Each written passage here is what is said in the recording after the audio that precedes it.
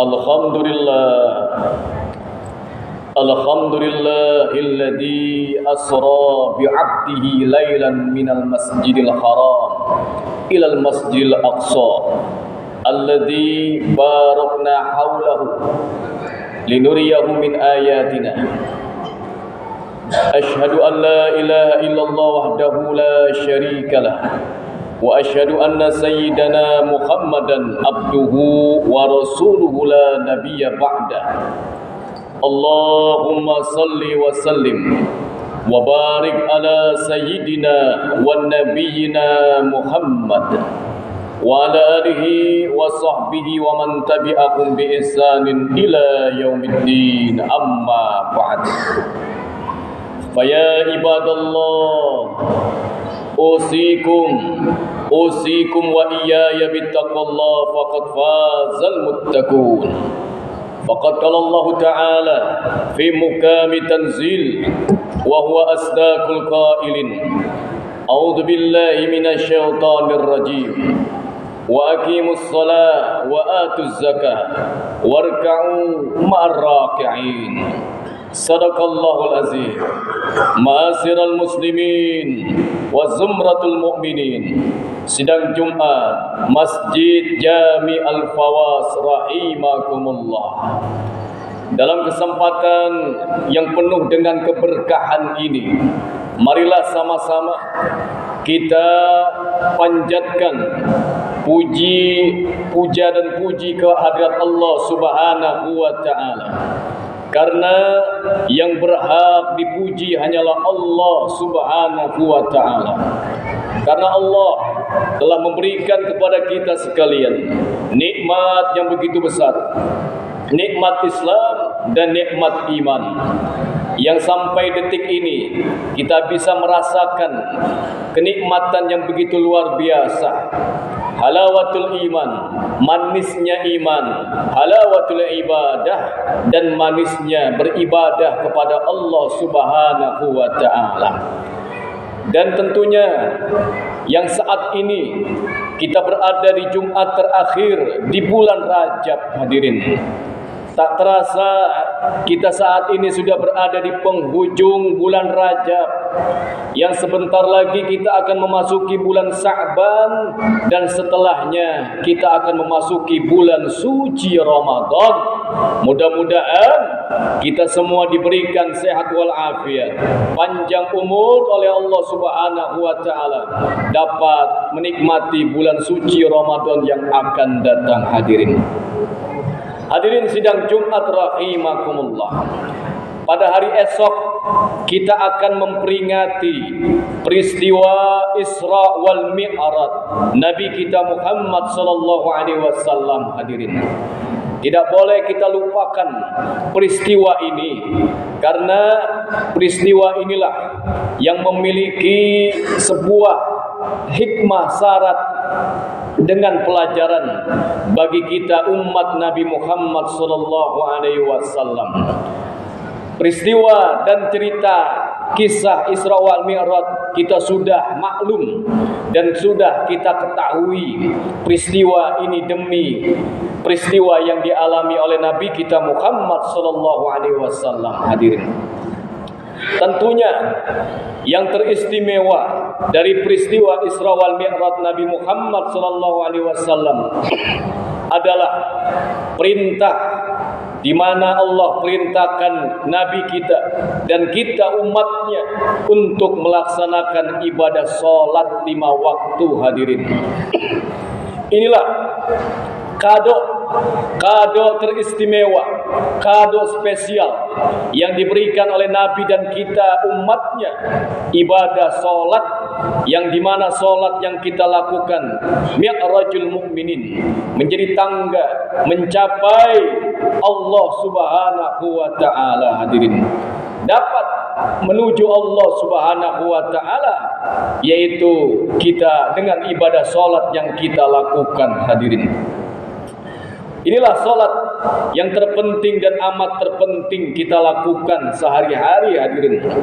Karena perintah salat tidak Nabi terima ketika berada di Mekah, tidak Nabi terima ketika Nabi berada di Madinah, tetapi perintah solat langsung Nabi terima di hadapan Allah, di Arsy, di Sidratul Muntaha, ketika beliau Mi'raj bertemu dengan Allah Subhanahu wa ta'ala. Hadirin, maka dari itulah jaga solat kita, jaga tingkatkan solat kita sekalian hadirin. Jangan tinggalkan solat, karena solat inilah yang dapat menjaga diri kita dari perbuatan yang keji dan yang mungkar hadirin. Maka di dalam kitab Irsyadul Ibad, di mana dikatakan Nabi pernah bersabda dalam hadisnya, beliau mengatakan, man hafaza ala shalah akramahullahu ta'ala bi khamsin khisalin. Barang siapa di antara kita sekalian yang menjaga solat dengan sebaik-baiknya, maka Allah akan muliakan kita sekalian dengan 5 perkara hadirin. Allah akan muliakan kita dengan 5 hal atau 5 perkara ini. Yang pertama, kata beliau Nabi katakan, yurfa'u anhu dikul aish.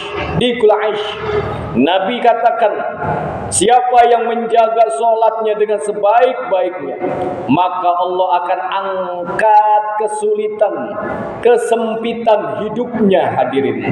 Ini janji Nabi, ini sabda Nabi, tidak ada kebohongan dan kedustaan hadirin. Kita harus yakin orang yang sholat akan diangkat kesulitan hidupnya hadirin, akan dihilangkan kesumpekan hidupnya, hatinya yang gelisah, hatinya yang galau. Kalau orang itu sholat, akan diangkat kegelisahan dalam hatinya dan kehidupannya hadirin.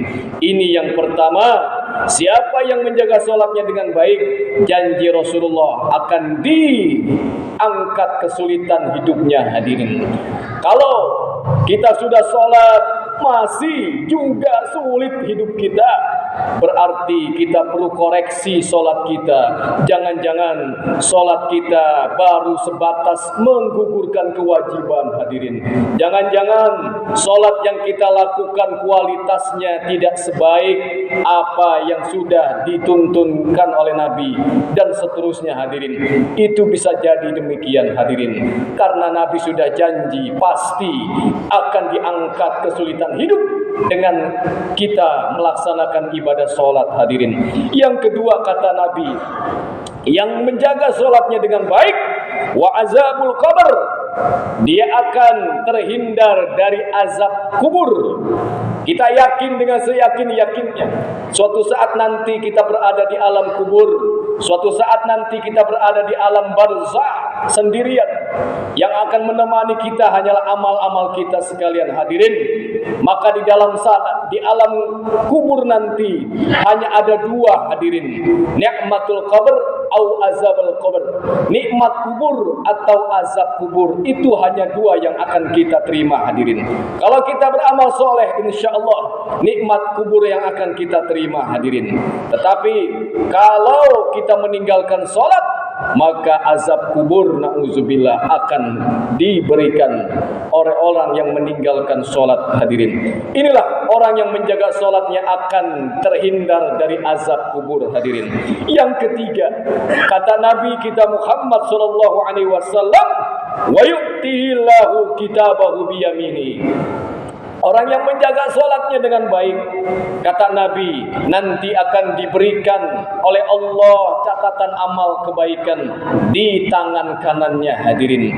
Artinya kita akan selamat di suatu saat nanti, suatu waktu nanti, ketika amal-amal orang manusia diberikan, kita mendapatkan amal kebaikan, kita terima di tangan kanan kita sekalian hadirin. Yang keempat, kata Nabi, barang siapa yang menjaga sholatnya dengan baik, kita yang menjaga sholatnya dengan baik, tidak kita tinggalkan. Yang keempat, wa yamurru ala sirat kalbura, kita akan melintas Kita akan melintas nanti. Kita yakin melintas nanti di jembatan Sirat. Yang kita yakini jembatan ini yaitu jembatan dibelah 7 hadirin. Rambut yang dibelah 7. Kenapa demikian? Karena ada keterangan Nabi mengatakan, balaghani, beliau katakan, balaghani anal jasad adaku minas sya'ri wa wahidun minas saif. Kata Nabi, sampai kepadaku bahwa jembatan ini lebih lembut dari rambut dan lebih tajam dari pedang, hadirin. Hadis riwayat Imam Muslim, hadirin. Itulah nanti kita akan melintas semua umat manusia di atas jembatan itu. Tetapi kita yang menjaga sholat dengan baik akan melintas jembatan itu begitu cepat seperti kilat, hadirin. Karena ada riwayat mengatakan nanti ada manusia yang tertatih-tatih melewati jembatan itu, dan juga ada manusia yang jalannya juga menyengser dan seterusnya, macam-macam karena amal perbuatannya selama di dunia, hadirin. Dan yang terakhir, siapa yang menjaga sholatnya dengan baik, kata Nabi, beliau mengatakan wa yadkhulul jannata bighairi hisab, maka Allah akan masukkan kita ke surganya Allah tanpa hisab, hadirin. Karena kita yakin nanti ada yang namanya hari pembalasan, hadirin. Hari di mana dihitung amal-amal kita sekalian, hadirin. Kita akan dihisab. Kita akan dihisab sebelum masuk surganya Allah Subhanahu wa taala.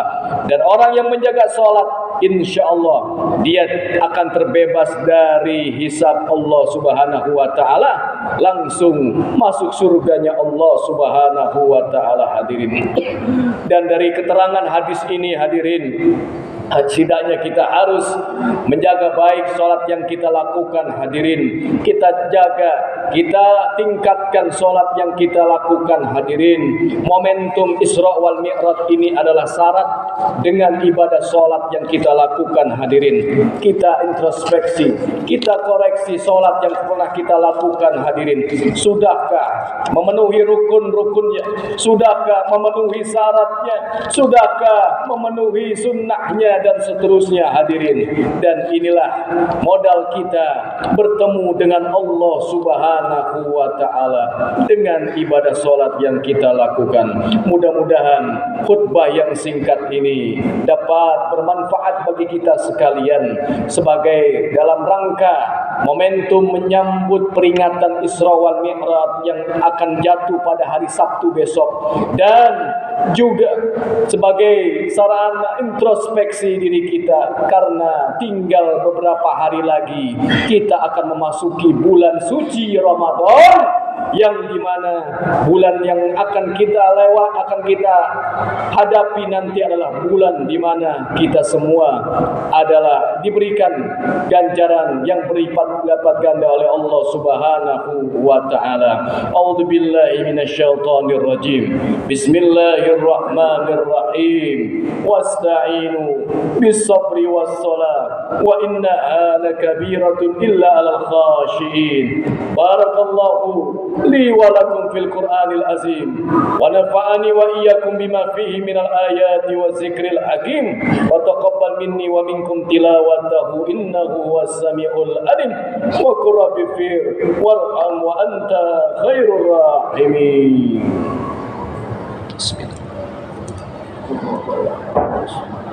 Allahumma shalli ala sayyidina Muhammad wa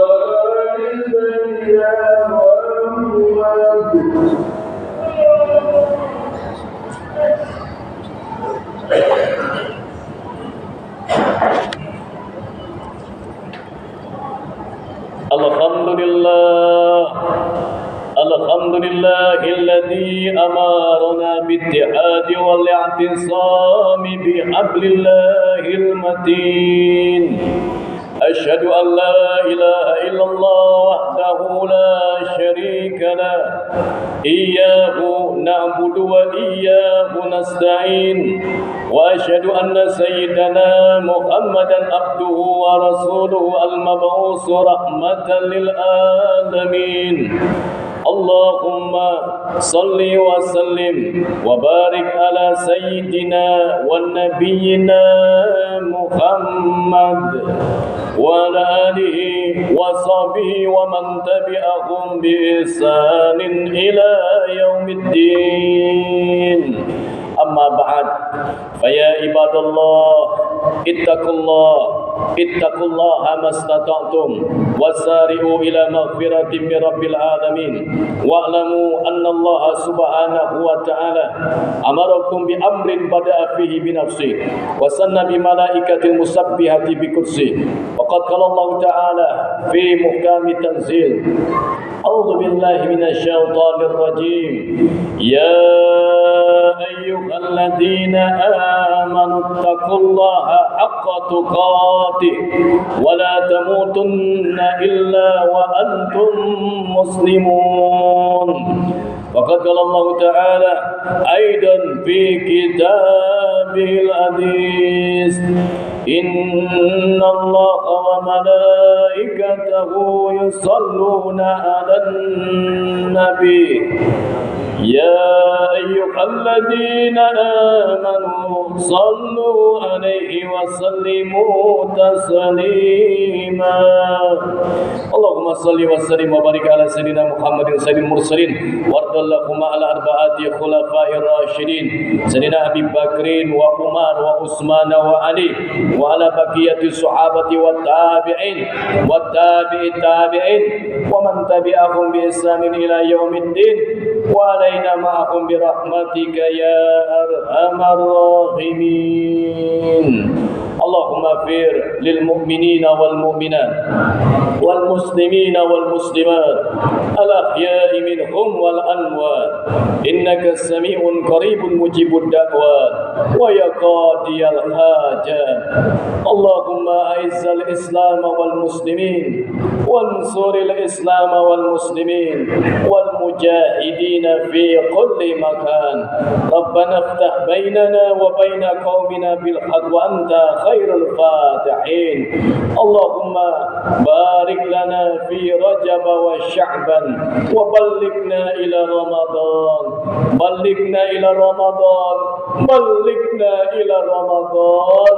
اللهم تقبل منا إنك أنت السميع العليم وتب علينا إنك أنت التواب الرحيم. ربنا آتنا في الدنيا حسنة وفي الآخرة حسنة وقنا عذاب النار والحمد لله رب العالمين. عباد الله إن الله يأمر بالعدل والإحسان وإيتاء ذي القربى وينهى عن الفحشاء والمنكر والبغي يعظكم لعلكم تذكرون.